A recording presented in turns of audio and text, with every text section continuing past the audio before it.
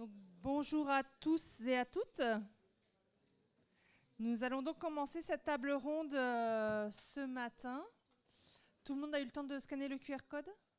Oui, tout va bien.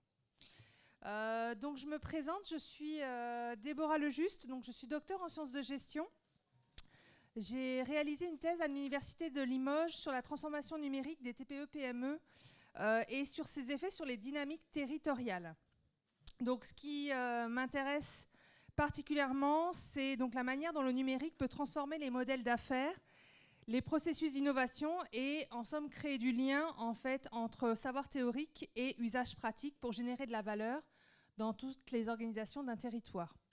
Et donc c'est dans cet esprit que je vous propose aujourd'hui d'animer une table ronde dans le cadre donc, du hackathon sur le sujet qui s'affiche actuellement à l'écran, donc innovation et stratégie, comment réussir à l'ère de l'IA. Donc pour cela, nous avons deux experts autour de la table que je vais vous présenter. Néanmoins, dans un premier temps, je vais peut-être juste expliquer certaines notions pour que nous partions tous sur le même pied d'égalité. Donc j'imagine que malgré tout, vous savez que nous vivons une période donc, de transformation sans précédent avec l'IA et que l'IA ne se contente pas d'automatiser, mais elle reconfigure complètement la manière dont nous décidons, collaborons, innovons et même, à titre académique, enseignons. Donc elle bouscule les rôles et les structures et elle bouscule également les processus, la culture d'entreprise et les pratiques managériales. Donc je vais vous présenter nos experts aujourd'hui. Donc nos experts aujourd'hui, vous pourrez leur poser évidemment des questions si vous le souhaitez. En tout cas, ils vont peut-être vous éclairer, j'espère, sur l'usage stratégique de l'IA en entreprise et sur comment elle peut générer des opportunités ou des limites concrètes dans les organisations, en tout cas dans l'entreprise. Donc en premier lieu, je vais vous présenter Lionel Pascal. Lionel Pascal, afin de le présenter brièvement, donc j'ai une petite biographie. Donc il est fort d'une expérience dans le développement commercial.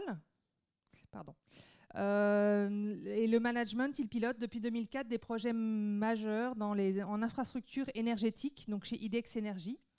Et à côté de lui, nous avons Mehdi Mounsif, qui a été, d'après ce que j'ai compris, sur les mêmes bancs que vous. Et actuellement, donc il va peut-être, je vais les laisser également se présenter. Voilà, ce sera peut-être plus simple. Parce que... Ok, très bien.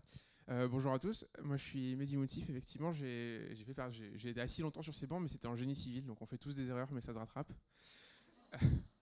Et donc enfin, voilà, j'ai eu mon diplôme mais c'est pas quelque chose qui me motivait particulièrement, donc après j'ai refait un master, un doctorat et actuellement je travaille dans le privé, dans un service de R&D, je suis le responsable technique de la partie IA. Si vous voulez plus vous présenter.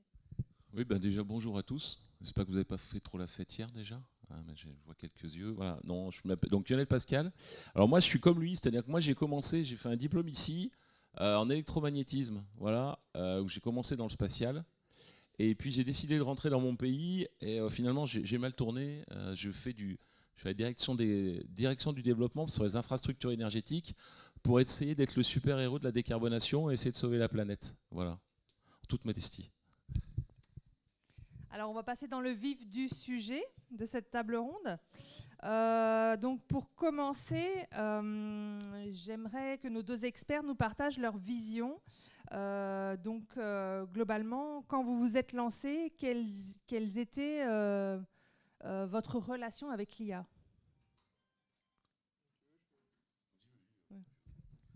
En fait, moi, c'est mon doctorat. Ouais. Donc, j'avais une expérience très technique. En fait, j'ai fait mon doctorat sur de l'apprentissage par renforcement et de la robotique, sur des sujets qui étaient vraiment de niche et très pointus. Et lorsque je suis rentré en entreprise, j'ai rapidement réalisé en fait, que ça intéressait globalement personne. Pas parce que c'est des sujets qui sont inintéressants, mais parce qu'en fait, en entreprise, les gens ils ont du mal à capter ce niveau de spécificité. Et c'est assez dur à appliquer. Donc, en fait... en fait, c'est important de recalibrer un peu ce qu'on sait pour l'adapter en fait, aux problématiques du monde réel sur lesquelles il y a de l'argent et sur lesquelles du coup il y a de l'intérêt. Oui, alors concernant l'IA, en fait, bon, moi c'est plus un outil pour moi et un assistant en fait au quotidien qui m'aide en fait à être plus performant et à faire moins de tâches répétitives. Typiquement rédaction de posts sur des réseaux sociaux, rédaction d'emails par exemple, de manière basique, et des choses beaucoup plus intéressantes, type par exemple ce que vous êtes en train de faire, prendre des notes. Bah, typiquement, dans une réunion, j'enregistre aujourd'hui directement via Teams ou via Google Meet, et derrière, je lui demande un résumé et un compte-rendu avec un plan d'action. Ce qui me permet d'écouter pleinement la personne qui est en train de parler, ou de faire autre chose si la personne qui parle, ça ne m'intéresse pas. Mais après, derrière, d'avoir un compte-rendu avec un plan d'action défini où chacun sait ce qu'il doit faire. Voilà typiquement une application dans l'IA qui vous permet de gagner du temps, d'être concentré sur ce que vous faites et ne pas sortir de la réunion et faire un compte-rendu sur lequel ce n'est pas vraiment intéressant. Il vaut mieux passer à l'action, faire les actions et réfléchir à des choses beaucoup plus intelligentes vu la capacité de vos quotients intellectuels. Voilà. Alors c'est noté, mais par contre, est-ce que vous avez rencontré des échecs dans votre entreprise sur justement cette évolution avec l'IA? Est-ce que finalement certains se sont dit non, ça va trop loin, on ne peut pas aller jusque-là? En fait, il y a vraiment différents types d'IA, et en gros, il y a eu une rupture un petit peu lorsqu'il y a eu donc, les modèles de langage qui ont été rendus plus accessibles, type ChatGPT et compagnie.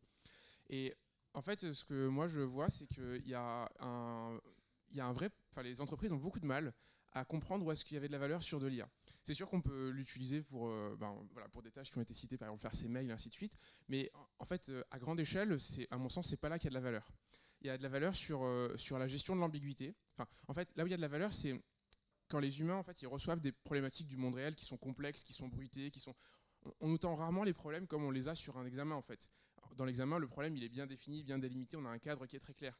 Et ce genre de contexte, en fait, l'IA, elle sait bien le gérer. Parce qu'en fait, il y a plein de jeux de données sur Internet sur lesquels l'IA est entraînée. Donc, en fait, elle a vu déjà ces problèmes bien établis, clairs. Quand c'est comme ça, voilà ce que j'ai à faire.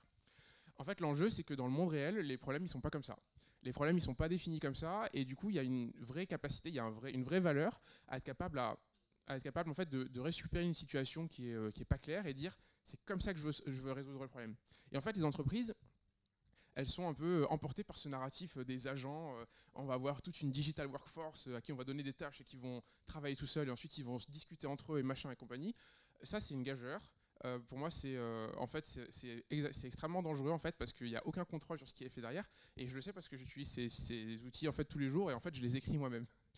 La vraie valeur, à mon sens, c'est d'être en mesure de prendre ce problème et de dire ok, je le comprends, et pour le régler, voilà les étapes qu'il faut faire, et ensuite, une fois que le problème est bien formalisé, on applique l'IA. Mais ça, les entreprises, en fait, elles ne le font pas parce que souvent, les gens qui sont dans des hauts niveaux de décision, ils n'ont pas les clés, ils n'ont pas la culture technique pour comprendre ces choses-là. Et donc, en fait, c'est ce niveau de superficialité qui pose un problème. Et j'irai même un petit peu plus loin, après j'arrête pour pas être trop long. En fait, c'est que ça affecte négativement la compétitivité des entreprises. Si vous êtes une grosse boîte et qu'en fait, votre façon de résoudre les problèmes, c'est de les envoyer à ChatGPT en disant voilà mon problème, au fait, tiens, ces documents, vas-y, résous. Bah, en fait, cette action, elle peut être accomplie par des gens qui sortent de l'école et qui ont une start-up. Il suffit qu'ils fassent la même chose, en fait, qu'ils prennent les documents, qu'ils leur donnent un modèle de langage et ils résolvent le problème. Et en fait, votre compétitivité, là, elle s'effondre. Parce que je veux dire, les gens qui sortent d'école et qui ont ça, ils seront beaucoup moins chers qu'une grosse boîte qui a des frais de fonctionnement énormes. Et donc en fait, les gens qui vont résoudre les problèmes de cette manière, sans efficacité, en déléguant tout à l'IA, en fait, ils sont en train de se tirer une balle dans le pied et qui vont payer très cher plus tard. Voilà, je n'irai pas plus loin. Absolument d'accord avec toi. Dans le sens où effectivement l'IA est... on pense que c'est l'Eldorado, vu de la direction, donc 100% d'accord avec toi, et c'est pas l'Eldorado. Moi, ce que j'ai dit au préalable, c'est qu'en fait, il y a des tâches qui sont pas très passionnantes, qu'on peut quand même sous-traiter à l'IA, qui ne nécessite pas d'avoir en fait des ingénieurs pour faire ce genre de tâches. Et aujourd'hui, une direction, un PDG, il souhaite avoir ce qu'on appelle du reporting. Et ce reporting, on peut vraiment le sous-traiter à l'IA. C'est des tâches qui ne sont pas très utiles pour nous en tant qu'humain, en tant qu'ingénieur ou en tant que même pas ingénieur, quel que soit le poste, c'est pas très intéressant. Et du coup, moi j'utilise cette IA justement pour passer du temps à faire plutôt des projets d'innovation, des projets de R&D, plutôt que de m'embêter sur du reporting qui est nécessaire pour les fonds d'investissement qui veulent effectivement connaître via des indicateurs, ce qu'on appelle des KPI, des indicateurs de performance, savoir un peu ce qu'on fait. Voilà. Et donc ça, c'est pas, pour moi, personnellement, ça ne me passionne pas. Par contre, le fait d'y répondre, ça vous permet d'avoir une liberté sur vos budgets et une liberté de penser et une liberté de pouvoir agir. Et donc l'IA me permet de soulager des tâches qui ne me servent à rien, mais qui servent à ma direction, tout simplement. Voilà. Donc on est complètement en phase. Et après, moi, je vous donnais des choses concrètes qu'on utilisait dans l'IA pour que vous sachiez un peu que, par exemple, sur les posts LinkedIn, il y a aujourd'hui des gens qui postent en fait 3-4 posts par jour. Je ne dis pas que c'est utile, hein. Moi, je trouve ça inutile, personnellement. Mais en fait, c'est l'IA qui les génère. Donc, ça leur prend 3 secondes. Donc, n'ayez pas de frustration en disant moi, j'y arrive pas, je mets 1 heure pour écrire un post. J'exagère. Hein, et c'est pas très intéressant. En fait, ils utilisent l'IA. Et puis après, ils passent 2 secondes sur chaque. Ils font 2 modifications. Mais n'ayez pas de frustration. En fait, la valeur ajoutée de l'humain est essentielle. C'est-à-dire, elle passe à travers l'émotion que vous pouvez dégager quand vous écrivez. Moi, j'écris moins bien que l'IA. Je ne suis pas un grand littéraire. Mais par contre, je sais mettre la note, la storytelling, comme si j'utilise un anglicisme l'espace d'un instant, si ça ne vous dérange pas, qui en fait permet d'accrocher les personnes. Voilà. C'est votre personnalité, votre force, c'est pas l'IA. Et là, je suis d'accord avec toi. C'est qu'on reste des êtres humains, et on le disait au préalable tous les deux, alors qu'on ne se connaissait pas, hein, pour votre information. Le plus dur, c'est pas d'utiliser l'IA, c'est de discuter entre les humains, s'entendre entre nous et manager les forces, qu'elles soient commerciales ou techniques, et qu'on soit tous une équipe. Et c'est ça qui est difficile. La gestion de l'être humain est 10 fois plus difficile que la gestion de l'IA, que ce soit pour faire de l'informatique, de la R&D ou simplement un outil d'assistant. Voilà. J'ai peut-être été un peu long, mais je voulais vous rassurer sur ces points-là, et puis je converge complètement avec toi. Voilà. Alors, malgré tout, parfois on fait face à des échecs. Est-ce que vous pourriez nous faire part d'un échec et de la leçon que vous avez donc intégrée et ensuite donc améliorée peut-être dans votre organisation? Oui, je peux essayer. Initialement, lorsque j'ai eu accès un peu à l'IA générative, ce que je me suis dit, c'est que c'était une façon d'augmenter la productivité de la R&D. Donc moi, je viens de la recherche et j'ai bien compris en fait que la recherche, c'était une séquence de traumatismes, une série d'erreurs. On fait plein d'erreurs et à un moment donné, ça marche. Mais en fait, toutes ces erreurs, elles sont coûteuses. Elles sont coûteuses en temps, elles sont coûteuses en réflexion. Et quand vous voulez faire en fait, quand vous voulez faire un test, une expérience, en fait, il faut, dans mon cas, écrire du code, penser à l'infrastructure. Enfin bref, plein de trucs qui sont pas l'idée que vous voulez tester, mais dont vous avez besoin pour faire cette chose-là. Et ça prend beaucoup de temps. Et moi, en fait, mon approche initiale lorsque j'ai eu accès à l'IA générative, c'était de dire, en fait, je vais déléguer tout ça et adios. Et donc, je vais juste sortir des idées comme ça et je vais les tester. Et en fait, j'ai très rapidement compris déjà que ça ne fonctionnait pas avec l'IA parce que, en fait, c'est dans le détail qu'elle va échouer. Et du coup, moi, j'ai besoin de cette fiabilité dans le détail. Donc, en fait, déjà, ça, c'était une erreur majeure. Et ensuite, ça, c'est un petit peu ce qu'on voit aussi avec les sujets comme Deep Research. Vous connaissez Deep Research d'OpenAI, là? Non, ça vous dit quelque chose? Non. Ok. C'est un service qu'OpenAI offre, donc les mecs qui ont fait ChatGPT. Et du coup, l'idée, c'est, en fait, on demande une recherche et c'est un agent qui va partir tout seul sur Internet et chercher des trucs pendant une demi-heure. Et à la fin, il revient et il pose un rapport de 30 pages. Voilà, il y a tout dedans. C'est vraiment une feature qu'ils mettent en avant. Et en fait, moi, ce que je vois en fait, dans la façon de déléguer cette tâche, c'est que en fait, le processus de recherche en lui-même, ça veut dire aller chercher des choses, les lire dans le détail et faire ces connexions nous-mêmes, c'est ça qui nous permet d'avoir de la valeur. Le fait de déléguer ça à l'IA et de récupérer un rapport de 30 pages ne permet pas en fait, d'intérioriser ce qui se passe. Et donc, s'il y a des petits détails qui sont faux et tout, en fait, souvent les gens passent au-dessus et les ratent. Et donc moi, au début, je voulais faire ça en fait. Ça veut dire qu'en gros, moi, je voulais déléguer complètement une grosse partie de mon travail de R&D et que les idées, en fait, elles soient générées par l'IA. Mais en fait, c'est un petit peu ce que je disais précédemment. Ça, c'est une erreur parce qu'en fait, je suis en train d'enlever tout ce qui est en fait mon avantage compétitif. Et du coup, cette capacité à pouvoir rentrer dans les sujets et à rentrer dans le détail, en fait, à faire ces connexions pour moi, c'est ça qui a de la valeur. Et au début, donc, j'ai été attiré par les chants des sirènes de l'IA, mais en fait, il faut faire très attention à ce point-là. Voilà. Bah, j'ai un peu répondu tout à l'heure aux échecs. Les échecs, c'est effectivement, on a voulu dans l'entreprise automatiser, notamment pour améliorer la visibilité de l'entreprise, essayer d'automatiser les posts, notamment sur les réseaux sociaux. Et puis en fait, on s'est aperçu que en fait, on perdait en notoriété et que les gens faisaient des remarques, les clients faisaient des remarques en disant ouais, c'est un peu bateau ce que vous racontez tous la même chose. Et en fait, on a vu qu'on n'arrivait pas à se distinguer, quoi, tout simplement.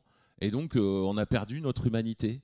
Ouais, c'est très joli ou c'est très bien écrit, mais en fait, il n'y a pas de sens. Et donc, l'échec, c'est de dire ouais, mais attention, derrière, il faut forcément une patte humaine pour donner de la vie.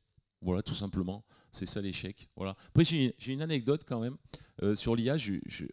Voilà, vous entendez beaucoup de conférences sur dire on va perdre tous notre boulot, on va être devant notre PC ou notre télé à regarder Netflix ou autre chose, et puis on va tous être au chômage, c'est la fin du monde. Bon, moi, je vais vous donner une anecdote concrète. J'ai une amie qui est notaire, voilà, et en fait, aujourd'hui, je lui dis, en fait, moi, au niveau juridique, je vais vous donner un exemple concret, moi, j'ai des contrats juridiques extrêmement complexes, avec des restrictions juridiques qui sont importantes. Et en fait, je passe les contrats juridiques dans l'IA, et il me remonte ce dont j'ai envie de me débarrasser, et ce dont qui ne correspondent pas à ce qui est avantageux pour mon entreprise. Donc ça m'évite de passer par des juridiques qui sont souvent psychorigides et un peu pénibles. Je vous le dis comme je le pense. Et donc je me suis dit, ah là, pareil comme toi, j'ai dit, putain, c'est bon, je vais me débarrasser des juridiques, ça m'évitera de négocier. Et comme ça, l'IRA me dira, ok, et puis la direction sera contente. Bon, alors ça, c'était complètement vu de l'esprit, parce que je vous reviens sur ma copine notaire. En fait, elle, pareil, elle a dit, je lui ai dit, tu vas perdre tout ton boulot, là, on va plus besoin de passer par un notaire, on va passer le contrat juridique, et puis on va signer sans toi, et puis ça nous évitera de payer un montant certain ou un certain montant trop élevé. Et là, elle me dit, ouais, mais en fait, détrompe-toi, Lionel, parce qu'en fait, les humains qui achètent des maisons, des appartements ou des transactions, en fait, ils passent le contrat dans l'IA, et ils me posent les questions des réponses de l'IA. Et du coup, moi, en fait, je suis obligé de répondre. Avant, ils n'avaient pas d'informations, ils n'avaient pas les moyens, donc ils me faisaient confiance. Donc, je faisais passer ce que je voulais. Sauf que là, maintenant, c'est l'IA qui répond. Et donc, elle dit, je suis obligé de répondre à l'IA. Donc, elle me dit, je passe un temps monstre sur une question basique.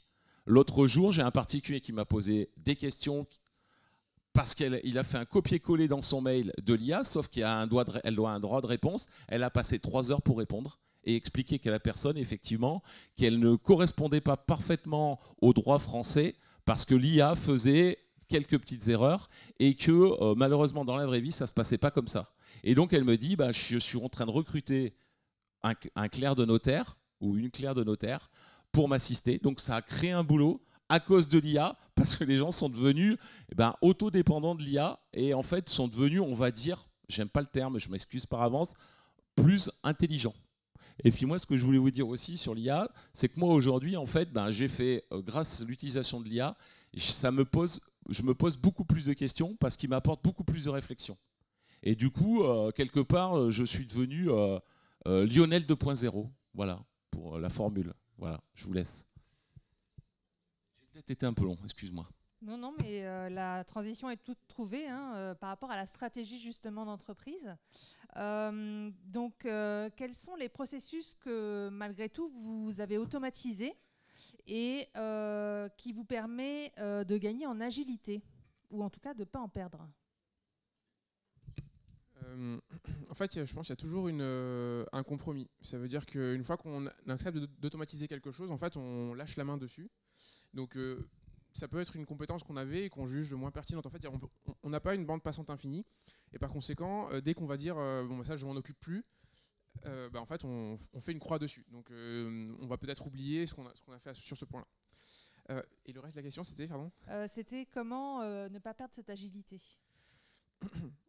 En fait, je pense qu'il faut aller chercher des problèmes compliqués. Il faut essayer de de pas rester dans sa zone de confort. Justement, ce que l'IA permet, en fait, c'est d'abaisser des fois la barrière de complexité. Ça veut dire que c'est des fois plus simple de comprendre un sujet complexe ou de s'approprier une technique.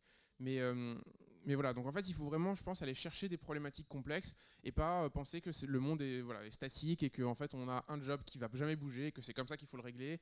Et voilà, donc il faut essayer de se poser des questions et essayer de faire les connexions entre les choses. Moi, je pense que il y a une vraie valeur à être polyvalent, en fait, à avoir une culture technique assez large, parce qu'en fait, ce qu'on voit, c'est que le plancher technique, il monte. Maintenant, il y a plein de domaines dans lesquels c'est facile de passer de j'y connaissais absolument rien à j'ai une performance référence. Par exemple, typiquement, je suis nul en notariat, je peux poser une question et obtenir un certain niveau de notariat. Il y a plein d'applis, vous les avez probablement déjà vus, qui permettent de générer une application web à travers un prompt. Avant, ça, c'était une compétence. Donc maintenant, cette compétence, elle a moins de valeur, parce que du coup, elle devient accessible pour pas cher. Ce qui devient intéressant, en fait, c'est de penser orchestration, c'est de penser système. Et ça, c'est pas trivial.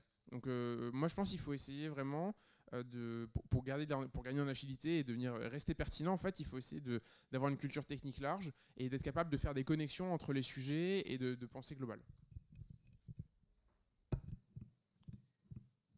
Par rapport à l'agilité. Ouais, moi j'ai pas grand chose à rajouter parce que le discours était pour moi parfait. Simplement, voilà, ce qu'il faut retenir, moi je pense, c'est effectivement l'agilité. En fait, le monde il bouge beaucoup plus qu'avant. Et aujourd'hui, effectivement, moi je me rejoins à 200-300% sur ce que tu dis. Agilité et curiosité et effectivement multitechnique, si je peux me permettre de parler comme ça. Voilà. S'intéresser à tout, essayer de rentrer dans les sujets en profondeur et surtout, voilà, rien s'interdire.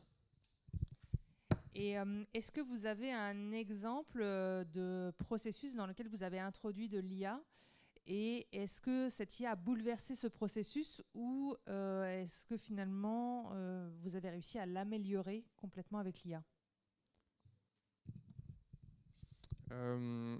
Oui, plusieurs. Il y a des tâches, des trucs qui sont très, très ponctuels, mais qui sont extrêmement chronophages, sur lesquels il y a des gains importants. Par exemple, nous, on avait un contexte où en fait, il fallait qu'on récupère tous les diplômes de tous les employés pour récupérer en fait les dates d'obtention du diplôme, le type de diplôme pour des questions administratives et fiscales. Bon, ça, c'est une tâche dont l'intérêt est proche du néant, mais qui est inversement proportionnelle au temps que ça prend. Donc ça, c'est clairement des choses où en fait, et ça, c'est une tâche qui est autocontenue. Ça veut dire qu'il n'y a pas besoin de beaucoup de contexte extérieur. Pour résoudre cette tâche, en principe, toutes les informations sont sur le diplôme. Donc ça, globalement, ça se fait très très bien avec l'IA et c'est des processus qui peuvent être complètement automatisés. Il y a plein de contextes. Moi, ce que je trouve intéressant actuellement, c'est que ce que j'essaie d'expliquer à l'entreprise, c'est qu'en fait, la valeur des collaborateurs, elle vient, je l'ai mentionné tout à l'heure, c'est de la gestion de l'ambiguïté. Les problèmes, ils sont complexes, ils ne sont pas clairs, il faut traverser cette ambiguïté. Et en fait, des fois, cette ambiguïté, elle peut être minimisée si on sait écrire du code. Souvent, il y a plein de problèmes en fait, qui peuvent être approximés par du code. Mais le souci, c'est qu'en pratique, les gens qui font face à ces problèmes, souvent, ils ne savent pas coder ou ils n'ont pas cet esprit-là. Et donc, en fait, avoir des structures qui permettent à l'IA de coder ce qu'on veut dans un certain contexte et d'intégrer ce code dans une librairie qui devient utilisable, ça, c'est une vraie valeur. Et par exemple, je vais vous donner un exemple que j'utilise moi. Sans Twitter, j'aurais pas fait ma thèse. Parce que sur Twitter, en fait, tout le monde poste ses articles. Bon, il y avait plein de polémiques et tout, mais il y a aussi beaucoup d'articles scientifiques. Et donc, moi, je vais beaucoup récupérer l'information sur ça. Et des fois, en ce moment particulièrement, il y a des gros débats sur l'IA. Est-ce que c'est intelligent? Est-ce que ça l'est pas? Est-ce que ça résonne? Et ainsi de suite. La quantité d'informations et de blabla qui est sur Twitter, elle est colossale. Et moi, je n'ai pas envie de passer ma journée à faire du doom scrolling sur Twitter. Donc, ce que j'essaie de faire, c'est d'avoir des agents en fait, ou des structures qui vont récupérer mon feed et en fait classer tout ça. Et du coup, ce qui est intéressant dans ce contexte, c'est par exemple d'avoir... moi, ce que je fais, c'est que j'ai une petite structure, donc c'est un peu mathématique, mais en gros, je récupère plein de tweets, enfin, c'est dans mes tweets likés, et j'ai un sujet phare. Par exemple, je veux dire le nouveau modèle d'OpenAI. Et donc, en fait, je vais avoir un système qui va passer sur chacun des tweets, qui va faire une classification, me dire, OK, cela, il parle effectivement de ce sujet. Donc ça me fait une première classification. Et après, ce que je peux faire, c'est prendre par exemple, deux tweets qui parlent du même sujet, et en fait, faire passer un modèle de langage au milieu pour dire, est-ce que ces deux tweets disent la même chose ? Et en gros, quand je fais ça, en fait, j'arrive à créer des matrices de corrélation, et du coup, ça me fait du clustering. Donc en gros, je vais avoir des gros thèmes qui émergent, et en fait, ces thèmes, ils me permettent d'avoir une vision un peu globale de OK, ce qui se dit, et je peux rentrer dans le détail si j'ai besoin. Et donc ça me permet en fait d'avoir quelque chose qui tourne tous les jours sur Twitter, qui me récupère ces informations, et moi en fait en un coup d'œil je me dis OK, voilà les grands thèmes, et je peux rentrer dedans. Et je maîtrise en fait la façon dont il y a le clustering, la façon dont le résumé est fait. Ça c'est un vrai enjeu parce que en fait envoyer tout Twitter dans un modèle de langage en disant vas-y fais-moi un résumé, bah, vous allez avoir un résultat qui sera extrêmement superficiel, qui ne sera pas exploitable. Mais là en fait avec ce bon niveau de code et de modèle de langage, en fait ce que j'appelle des systèmes hybrides, là en fait on peut avoir des résultats qui sont où il y a une plus-value. Alors oui, on a mis plusieurs process en place. Je dirais en 3 étapes. La première, déjà, il y a 2 façons de raisonner sur l'IA. Soit vous faisiez une IA dite propriétaire, c'est-à-dire que vous la fermez comme un intranet, vous la fermez à votre entreprise. Donc ça, c'est ce que nous, on a fait. Voilà. Ou la deuxième chose, on prend des outils comme Gemini ou ChatGPT. Bon, j'en cite 2, excusez-moi, on peut en citer 3. Hein. Perplexity, voilà. Allez, comme ça, tout le monde est servi. Et donc, on utilise Gemini. Et Gemini, vous signez un contrat avec Gemini, donc c'est Google. Vous signez avec Google comme quoi il n'a pas le droit d'utiliser les datas que vos collaborateurs mettent. Et du coup, vous utilisez par contre les datas du public que vous êtes, du public que je suis, pour traiter les données. Donc nous, déjà, on a décidé de faire un intranet de l'IA, si je peux me permettre de parler comme ça. Cet intranet, du coup, il nous sert en fait à maîtriser nos données et à pouvoir lui demander des choses qui correspondent à notre entreprise. Alors que l'IA globale, ben en fait, ça va être beaucoup plus faux. On a fait le test parce que ça correspond à des datas de tout le monde. Donc ça nous permet d'avoir un modèle, on va dire, dit intelligent à la mode IDEX, voilà, entre guillemets, hein, dit intelligent. Et donc nous, ce qu'on a maintenant concrètement automatisé, c'est moi par exemple les emails. Voilà. Parce que les emails, j'en recevais 250 par jour. Il y en avait 200 qui servaient à rien, hein, si je peux me permettre. Donc en fait, il me fait des réponses automatiques. Et le matin à 7h quand je me lève, je regarde pour voir s'il n'a pas fait d'erreur. Et maintenant, aujourd'hui, directement, j'envoie des réponses automatiques d'email. Ce qui me permet de gagner du temps sur mes tâches. Voilà. Oui, parce que je reçois des mails un peu pourris des fois, parfois. Donc voilà, c'est pas très intéressant de répondre. Voilà, ça c'est le premier point. La deuxième chose qu'on a automatisée, c'est également la partie RH, où en fait on reçoit une quantité de CV et en fait on check en fait le CV de la personne et on check tout ce qu'il a mis sur les réseaux sociaux pour voir si on ne fait pas une erreur sur le recrutement de la personne. Je vous en parle parce que ça vous touche. Et donc ça c'est un critère aujourd'hui qui ne rentrait pas en ligne de compte. On recevait un CV et on ne regardait pas ce que la personne mettait dans ses messages en réseaux sociaux. Aujourd'hui on regarde. Voilà. On n'a pas forcément envie de recruter des personnes homophobes ou nazies, quoi. Voilà. Donc, non, mais je le dis ouvertement, de manière concrète. Voilà. Donc, du coup, faites attention à ce que vous postez. Hein. Ça, c'est concret. Et ça vous a choqué, non ? Non. Et la troisième, c'est au niveau de l'informatique. Aujourd'hui, au niveau de l'informatique, on a effectivement... en fait, d'un point de vue commercial, ce qui était important pour nous, parce qu'on travaille beaucoup avec les collectivités, c'est en période d'élection de savoir quels étaient les opposants politiques, quelles étaient les forces en présence, et directement nous dire un peu la cartographie politique d'un territoire.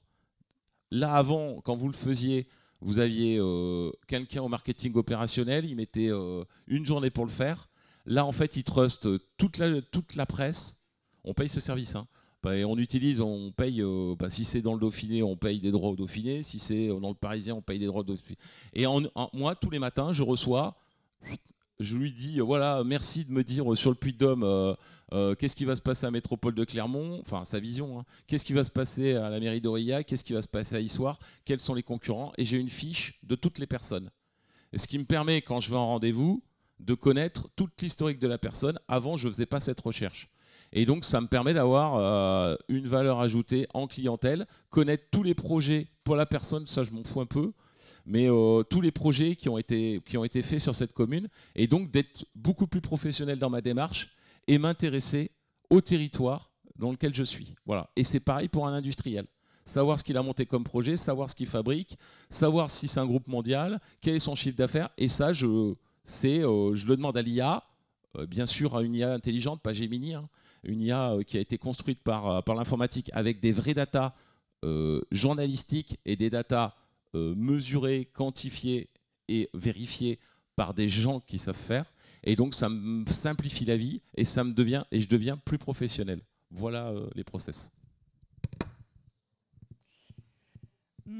Très bien. Donc, on en arrive à la question des risques et des enjeux éthiques. Est-ce que le fait d'introduire de l'IA dans votre entreprise ou auprès de vos clients vous a amené sur des questions éthiques ? En fait, moi, mon entreprise, elle dépend d'Iadeco Group, qui est un groupe immense mondial sur la gestion RH. Donc oui, il y a plein de problèmes là-dessus. Et en fait, les problèmes, ils émergent souvent du fait que, justement, les gens, ils veulent déléguer à l'IA. Ils veulent déléguer tout le process à l'IA. Et ils veulent laisser l'IA prendre des décisions, ce qui expose immédiatement en fait, à tout un tas de biais qui peuvent être présents dans les jeux de données. Et bon, pour moi, déjà, c'est suboptimal d'un point de vue prise de décision. Et en plus, ça introduit des risques et c'est pas fiable. Donc, il y a tout un tas de problèmes. Et en fait, on se rend bien compte qu'il y a un niveau de... En fait, essayer de créer des garde-fous pour être sûr que l'IA... justement, reste à l'intérieur de ce qui est acceptable, en fait, c'est d'un niveau de complexité qui est monstrueux. Et moi, je vois des millions d'euros qui sont dépensés dans des équipes en fait, qui essaient d'écrire des prompts. En fait, leur façon de contrôler l'IA, pour eux, c'est d'écrire des prompts. Et donc, dans les prompts, il y a « s'il te plaît, sois éthique » ou « s'il te plaît, ne discrimine pas ». Bon, pour moi, ça, c'est pas une caractéristique d'un système qui est robuste, en fait. Ça, pour moi, c'est un bug. Mais les gens, ils essaient de... en fait, et ça, c'est à cause du... Enfin, voilà, pour moi, la cause, en fait, c'est une mauvaise compréhension technique de ce que sont les modèles de langage, de ce qu'est le deep learning, où voilà, on va avoir des gens qui vont penser que l'IA raisonne et que du coup, le fait de lui dire « ne discrimine pas », mathématiquement, va faire en sorte que l'IA ne discrimine pas. Mais ça, c'est pas possible. Et en fait, le problème de ce contexte, c'est que c'est à l'échelle. C'est-à-dire que ces systèmes, en fait, les gens, ils pensent qu'il y a une plateforme unique pour tout le monde et qu'ils vont mettre tous les CV dedans et qu'ensuite, voilà, les agents, ils vont discuter entre eux et paf, ils vont ne pas discriminer. On va avoir un recrutement RH optimal. Voilà, ça c'est des sources en fait de problèmes majeurs et qui peuvent en fait amener à des décisions stratégiques qui sont prises avec un esprit, voilà, qui sont pleins de bonnes intentions, mais en fait qui au final amènent des résultats qui sont très négatifs. Donc oui, c'est possible. Moi, j'ai pas grand-chose à rajouter. J'ai répondu tout à l'heure. On a une IA interne et du coup, on est éthique avec les gens on est 6500 en France, donc enfin 6300 en France, excusez-moi. Donc voilà. On va dire que en tant que citoyen, ça me concerne. En tant que collaborateur de direction, non. Voilà. On en arrive presque à la fin de notre table ronde. On a bien compris que l'IA, c'est pas magique hein, et qu'elle soulève des défis donc, éthiques, humains, organisationnels. Et donc, ça nous amène à la question de la résilience. Est-ce que vous pensez que l'IA nous permet à votre organisation d'être plus résiliente ? Pour moi, c'est un petit peu comme un cheval de Troie, en fait. Pour moi, ce que l'IA peut faire correctement, ça veut dire en fait passer de données non structurées à des données structurées. Ça, c'est une opportunité pour avoir des systèmes qui, eux, sont déterministes. Peut-être c'est une phrase qui est un peu pleine de concepts, mais en fait, ce que je veux dire, c'est que ce qui bloque actuellement dans les entreprises, et moi je l'ai vu parce que j'ai des grosses entreprises locales sur de la supply chain, sur j'ai la marine nationale, il y avait de la pharmaceutique, enfin bref, plein de cas. En fait, ce qui bloque dans les entreprises, c'est qu'il y a plein de tâches importantes qui sont faites à l'intuition. Vraiment, les gens, ils lèchent leurs doigts, ils prennent le vent comme ça, et ah, c'est par ici. Et en fait, ça, c'est un problème, parce que du coup, il n'y a pas de traçabilité sur les décisions, il n'y a pas de formalisme, et en fait, les gens prennent des décisions parce qu'il y a des biais cognitifs qui les font aller dans le mur. Et ça, pour moi, c'est dramatique. C'est un manque d'efficacité qui est colossal. Et en fait, pour que l'IA fonctionne, et c'est un petit peu un discours qui monte, c'est que les gens ils disent « Ah, il faut que mes données soient propres ».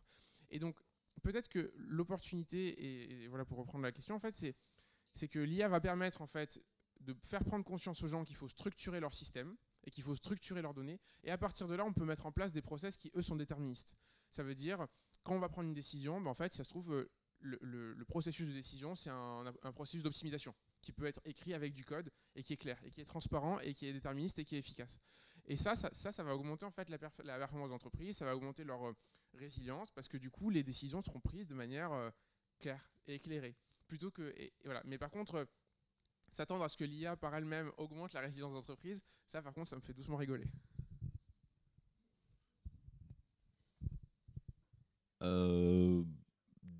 Moi, je pense que l'IA, c'est quand même, enfin, je trouve ça a une vraie valeur. Enfin, pour moi, ça a une vraie valeur ajoutée pour des tâches que nous demande l'entreprise et qui sont pas utiles pour l'humain. Donc, pour moi, je vois comme quelque chose de positif pour le bien-être des personnes, pour la qualité de vie au travail, tout simplement. Voilà. Donc moi je le vois pas du tout comme un ennemi. Voilà. Par contre, là où tu as entièrement raison, si les datas sont pourries, bah, c'est pourri. S'il n'y a pas un humain pour quand même au minimum contrôler ce qu'on fait, voilà, j'y apporte pas quand même 100% une adéquation. Donc il faut rester vigilant, mais c'est comme quand on tape sur Internet, il faut savoir nos sources. Hein. C'est la même chose. Je dirais que c'est pareil pour l'IA. Si vous ne vérifiez pas ce qu'on vous pond, ben, forcément, ben, c'est pas terrible le résultat. Voilà. Donc faites attention sur tous les datas hyper précises et hyper importants. Ben, sans faire la pub de Perplexity, Perplexity, ça vous permet de voir justement, de générer d'où viennent vos sources. Et donc, c'est une appli que j'aime bien regarder. Bon, tu ne seras peut-être pas d'accord, mais Perplexity, je trouve que là-dessus, ça permet vraiment de gérer ses sources et pas pas avoir des sources de partout.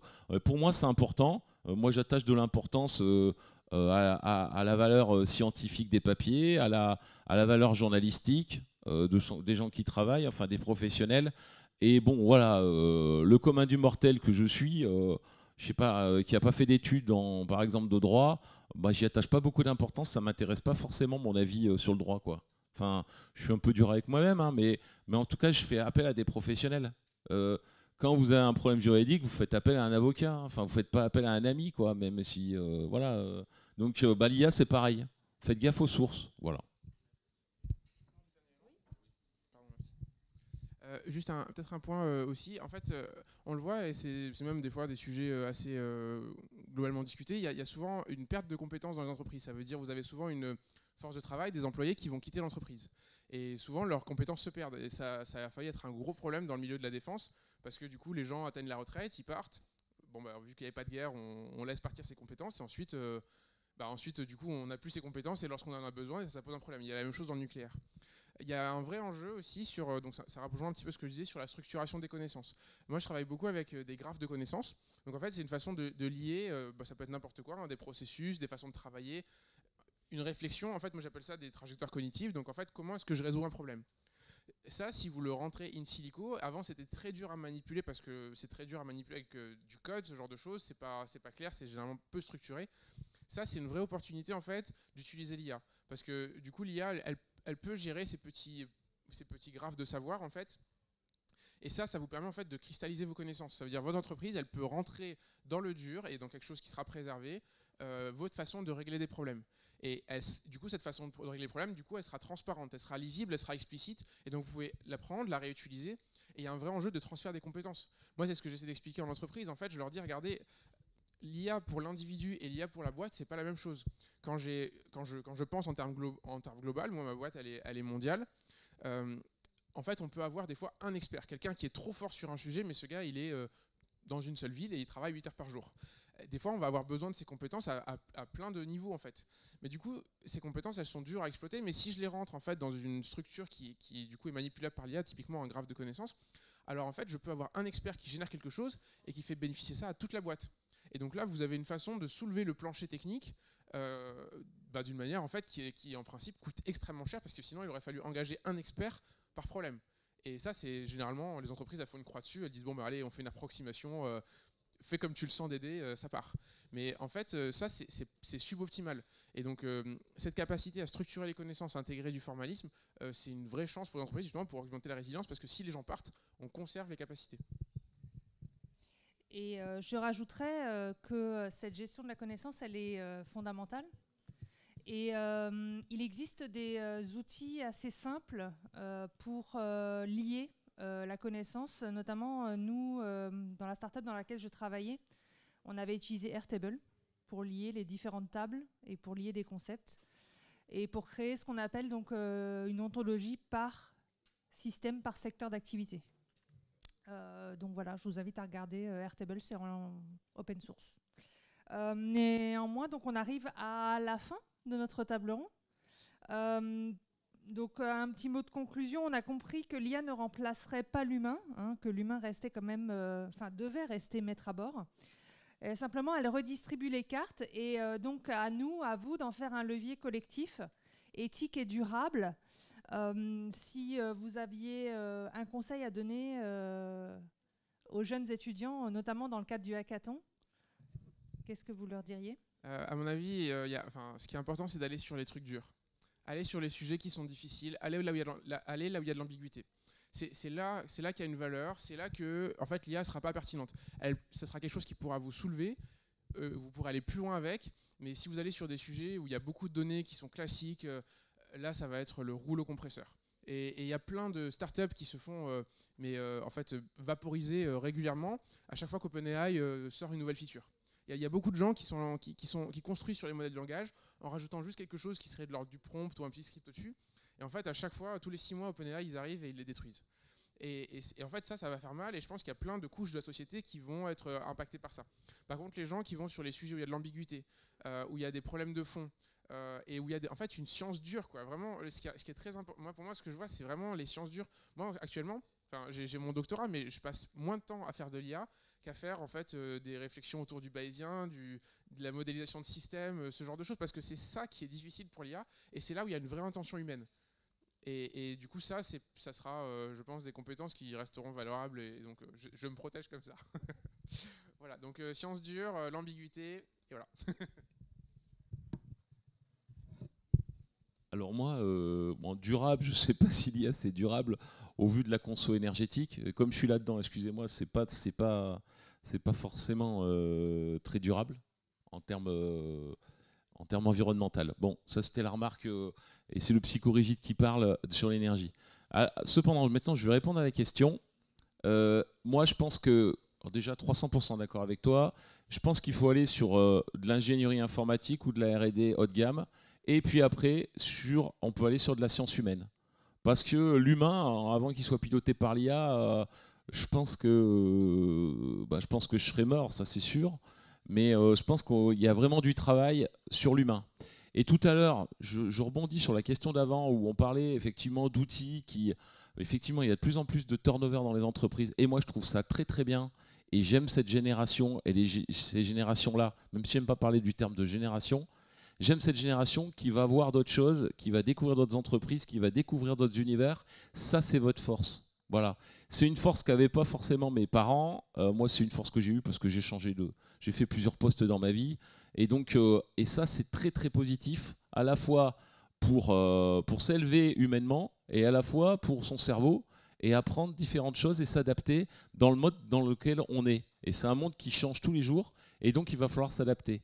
Donc, par contre, pour la passation, là où sur un business sur de la R&D, effectivement, je suis d'accord avec mes les personnes qui échangent ce matin. Par contre, sur le business, sachez que le rapport d'humain entre deux personnes, ça ne se passe pas. Et donc, votre valeur ajoutée, elle est sur la capacité à créer des liens avec des personnes. D'ailleurs, que ce soit sur du business ou ailleurs. C'est la construction d'équipe et le fait de pouvoir travailler ensemble qui est essentiel. Et c'est ça votre force. C'est rien d'autre. Voilà.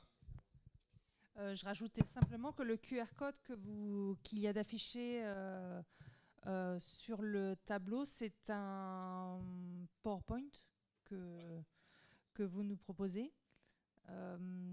Il est juste sur quel sujet ? Alors, à la base, à la base, c'est un PowerPoint en fait qui vous permet en fait, enfin qui vous permet, excusez-moi ma non-modestie sur ce coup-là. Non, en fait, c'est un PowerPoint qui en fait peut éventuellement vous aider à comprendre comment construire un projet d'innovation. Et en voir également la complexité. Et donc, ça vous permet d'avoir un plan de déroulement de comment monter un projet d'innovation. Et après, il y a un exemple, comment aller chercher des financements, comment c'est très complexe, comprendre comment marche un écosystème. Alors, je l'ai fait sur l'énergie renouvelable, hein, je m'excuse, c'est là où je suis le plus incompétent ou le plus compétent à votre convenance pour chacun, en fonction du 2.0 que vous êtes. Mais voilà, donc téléchargez-le si vous avez envie. Ça vous aidera si vous voulez vous lancer dans l'innovation, un de ces quatre. Voilà. Je vous remercie. Peut-être que nos étudiants ont des questions. Peut-être. Non, ils ont tout absorbé, tout compris. La première question, c'est toujours la plus difficile. Il faut toujours en poser une. Donc, Alexandre, je te laisse en poser une. Question qui était sur les outils. Vous avez cité plusieurs outils d'IA, donc d'IA générative. Et vous ne citez jamais Mistral, le chat de la solution française. Est-ce qu'il y a une raison ? En fait, c'est plus par curiosité.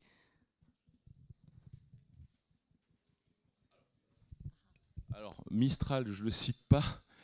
Tout simplement parce qu'on a été envahi par les Américains dans les entreprises privées. Donc là, moi, c'est l'entreprise privée, le professionnel qui parle. À titre personnel, j'utilise Mistral. Voilà. Mais à titre professionnel, en fait, on a soit Microsoft, je vous la fais courte, hein, on a soit Microsoft qui a intégré OpenAI, donc soit on a Google, la suite Google, ou qui a intégré Gemini. Voilà. Et donc le problème, c'est qu'aujourd'hui, on travaille avec les outils qu'on nous donne. Et quand vous regardez, c'est une grosse boîte. Hein, on fait 2,3 milliards en France et 33 milliards à travers le monde. Donc si vous voulez, si vous allez chez Bouygues, c'est tout Microsoft et ils utilisent OpenAI. Voilà. Donc ça, c'est malheureusement les outils que nous mettent à porter les entreprises privées. Et c'est pour ça qu'on n'utilise pas aujourd'hui Mistral. Alors je sais qu'ils ont signé dernièrement avec certaines entreprises françaises, type Dassault, plutôt sur la défense, ils vont intégrer Mistral. Mais aujourd'hui, moi, travaillant dans une entreprise française, avec des fonds franco-anglais américains, on nous impose la suite Google. Voilà. Et si vous avez pu choisir ? Écoutez, en fait, le problème... Alors, Mistral est aussi mauvais que les autres, ou aussi bon que les autres. Non, mais mauvais ou bon, parce que ça dépend. Voilà, ça dépend ce qu'on... Non, il est très bien. Ils ont tous, en fait, chaque intelligence artificielle, pour moi... Encore une fois, pas dans de la R&D, hein, dans de l'usage, hein, on est bien d'accord. Il porte mal son nom, intelligence d'ailleurs, je trouve, mais bon, ça c'est un autre débat. Et en fait, ils ont tous une capacité et un intérêt en fonction de comment on les utilise. Voilà. Chaque IA a une certaine capacité, donc Mistral sera meilleur sur d'autres, Gemini sera meilleur sur d'autres. Voilà. Sur de la génération, par exemple, je sais pas, vous voulez faire un PowerPoint, vous voulez générer une photo, comment ? Voilà, ChatGPT est meilleur qu'un Perplexity ou qu'un Gemini ou qu'un Mistral. Voilà, donc par exemple, je donne un cas concret basique. Voilà. Donc pour la génération d'un PowerPoint, j'utilise plutôt Gamma, voilà, par exemple, qui est meilleur que les autres d'un point de vue visuel. Voilà. Donc chacun a sa force. Voilà. Donc j'ai rien contre Mistral. L'avantage de Mistral aussi, c'est que en fait, dans Google, même si Google, on signe un contrat, je l'ai dit tout à l'heure, où on dit voilà, les données, on les utilisera pas, vos données, monsieur. Bon, on a toujours le doute. Enfin, moi, j'ai toujours le doute. Les serveurs, ils sont stockés où? Dans des data centers aux États-Unis. L'avantage de Mistral, c'est qu'il est aussi, l'intelligence artificielle est aussi con que les autres. Par contre, elle est française et surtout, les data sont stockés par des serveurs français sur des data centers français. Donc aujourd'hui, il va se développer 220 data centers en France, il faut le savoir. Donc moi, ça m'intéresse. Pourquoi? Vous allez me dire, pourquoi il me parle de data center? Il est dans l'énergie. Parce qu'on va pouvoir récupérer la chaleur des data centers pour chauffer nos villes demain. Donc c'est pour ça que je connais bien les projets data center. Et donc Mistral là-dessus, pour la protection de nos données et notre gouvernance française, ben, c'est très bien. Voilà. Donc oui, j'ai un grand oui. Sauf que faut désaméricaniser éventuellement nos outils. Et aujourd'hui, on a été envahi depuis 30 ans par les Américains. C'est le problème qu'on a. Voilà. Et j'ai rien contre les Américains, il n'y a pas de problème. Hein. Mais c'est des très beaux outils, Microsoft et Google. Mais malheureusement, c'est le problème. Voilà. J'espère que j'ai répondu. Voilà. Si vous avez une autre question, je peux monter vers vous.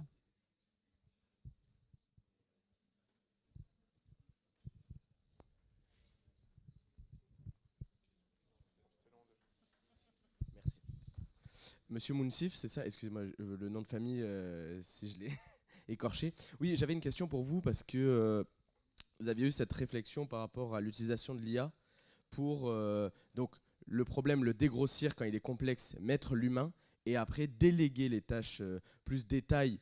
Mais ma question est, si on n'arrive pas à comprendre les tâches élémentaires d'un problème complexe, comment l'humain restera performant dans l'interprétation d'un sujet complexe à une plus grosse échelle?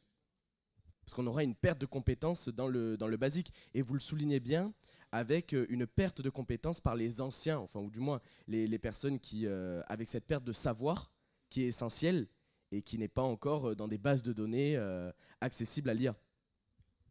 Attends, j'ai pas compris. Ta question, c'est... Excusez-moi. si je comprends pas le problème complexe... En fait, si on n'a pas la maîtrise des tâches essentielles et des savoirs associés, techniques ou non, comment est-ce qu'on est capable encore, nous, de traiter un problème plus complexe si on délègue ça à l'IA en fait? Alors, déjà, les problèmes qu'on maîtrise pas, il y en a de partout. Et souvent, on fait des approximations. En fait, ce que font les entreprises, ce que je vois, c'est que dès qu'il y a un problème qui dépasse... En fait, tous les problèmes sont réglés de manière suboptimale. Ils sont réglés moins bien que ce qu'ils pourraient être. Parce qu'en fait, on n'a pas toujours le meilleur expert à côté de soi pour résoudre le problème, donc on fait des approximations. Et donc, la problématique, c'est que si on fait ça à grande échelle, on risque d'avoir des systèmes qu'on ne maîtrise pas. Si c'est des systèmes de supply chain qui sont mondiaux, avec des chaînes de transit dans le monde entier, qu'en fait, on ne maîtrise pas le code qui est derrière, on ne maîtrise pas les architectures de données, un truc comme ça, bah, à un moment donné, on va le payer très cher. Donc, ce n'est pas une bonne idée, je pense, de faire ça. Non? J'ai répondu ou pas?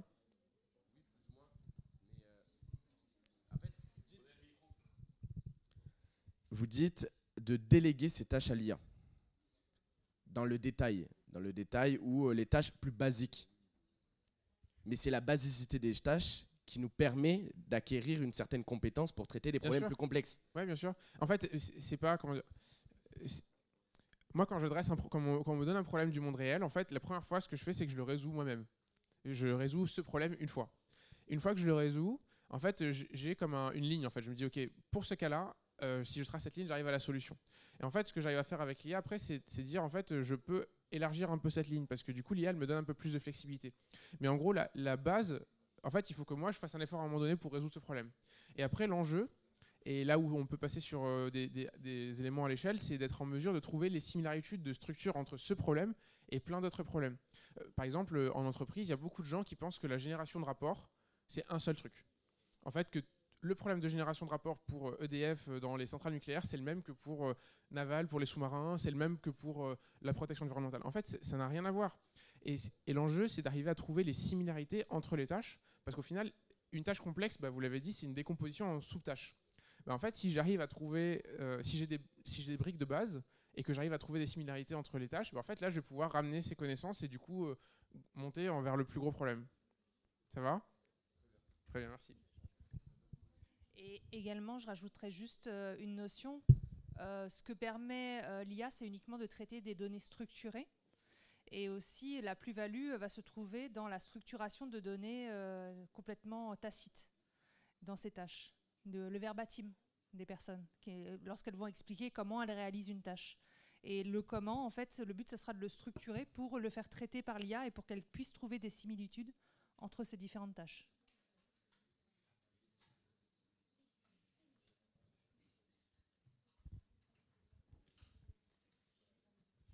J'avais juste une question sur l'ambiguïté. Est-ce que vous pouvez développer le risque, l'ambiguïté, tout ça, et comment l'être humain se positionne par rapport à ça? Oui, je peux donner un exemple. Il y a à peu près un an, on m'a demandé d'intervenir sur un problème de supply chain. Donc il y a, je ne sais pas si vous connaissez le principe, en gros, c'est c'est les chaînes de fournisseurs. Et donc en fait, on m'a dit, donc voilà, nous, en fait, c'est une entreprise, une grande entreprise locale qui fait des forecasts sur ce qu'ils vont vendre. Donc ils disent, voilà, dans 3 mois, on va vendre tant de... dans 5 mois, et ainsi de suite. Et en fait, ces forecasts sont toujours un petit peu faux, il y a toujours une erreur. Et eux, ce qu'ils essaient de faire, en fait, c'est de trouver ces erreurs pour dire, voilà, on s'est trompé ici. Et en fait, cette analyse de forecast leur permet d'améliorer leur supply chain. Et ils m'ont dit, écoute, en fait, on trouve qu'on ne fait pas la bien analyse de forecast, utilise l'IA pour l'améliorer. Voilà. Bah, ça, c'est ambigu. Ça, c'est pas un problème qui est clairement défini, c'est un problème qui est très bruité. Et donc, en fait, l'enjeu, c'est de dire quel est le process que vous utilisez pour, en fait, implicitement, quel est l'algorithme qu'on utilise pour faire cette analyse de forecast. Et donc, en fait, si on arrive à comprendre ça, là, on va enlever l'ambiguïté en disant, en fait, l'algorithme qu'il faut pour régler ce problème, c'est récupérer les données, trouver le segment où il y a le plus d'erreurs, trouver dans ce segment quel segment il y a le plus d'erreurs, et en fait, avoir une espèce de décomposition en arbre. Mais ça, c'est moi qui viens prendre un problème du monde complexe qui n'est pas clair, et en fait, je le transforme sous un format qui est moins ambigu. Je ne sais pas si c'est un peu plus clair. Voilà, ou alors un autre cas, peut-être, c'était dans l'industrie pharmaceutique. Donc c'est une entreprise mondiale en fait qui reçoit des commandes de plein d'hôpitaux. Donc ils vont leur demander, voilà, on a besoin de tant de seringues, on a besoin de tant de quantité de liquide et plein de choses comme ça. Et eux, en fait, ce qu'ils doivent faire, c'est projeter ces demandes sur des appareils de production. Donc en fait, ils ont plein d'usines dans la région et ils doivent dire, ok, cette usine va produire tant, cette usine va produire tant, et ainsi de suite. Ça, actuellement, avant qu'on intervienne, c'était fait à la main. Donc en fait, il y a des gens qui sont là et en fonction de leur affinité avec les hôpitaux, de ce qu'ils sentent, ils vont affecter les trucs un peu manuellement. Ils nous ont dit, pareil, mettez de l'IA là-dedans. Pour moi, déjà, ça, c'est pas un problème d'IA. Ça, c'est un problème d'optimisation combinatoire. C'est un problème mathématique qui peut être formalisé, sur lequel on a des algorithmes qui sont extrêmement efficaces, qui sont déterministes, et ainsi de suite. Mais eux, ils n'étaient pas capables de faire ça. Donc, en fait, pour eux, il y avait une ambiguïté sur cette question. C'est, en gros, on a un problème, on ne sait pas comment le régler, faites quelque chose. Et l'enjeu, et donc là où il y a de la valeur, c'est d'être en mesure de dire, OK, je vois ce que vous voulez faire. Ce problème ressemble à celui-là, je vais utiliser l'IA pour le formaliser. Donc ça veut dire à chaque fois que vous me dites j'ai ces requêtes ou j'ai telle demande, moi j'ai des systèmes où en fait il y a de l'IA et aussi du code qui vont prendre ça, le transformer sous le bon format et après ça on peut le résoudre en 1 seconde, alors que eux ça leur prenait jusqu'à 3 ou 4 jours. Et c'était mal fait. Voilà, ça c'est un problème ambigu qui ensuite est formalisé et qu'on peut résoudre avec des systèmes hybrides. Ça va ?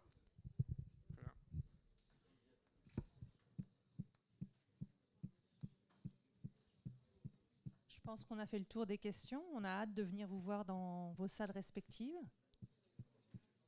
Merci à tous pour votre attention.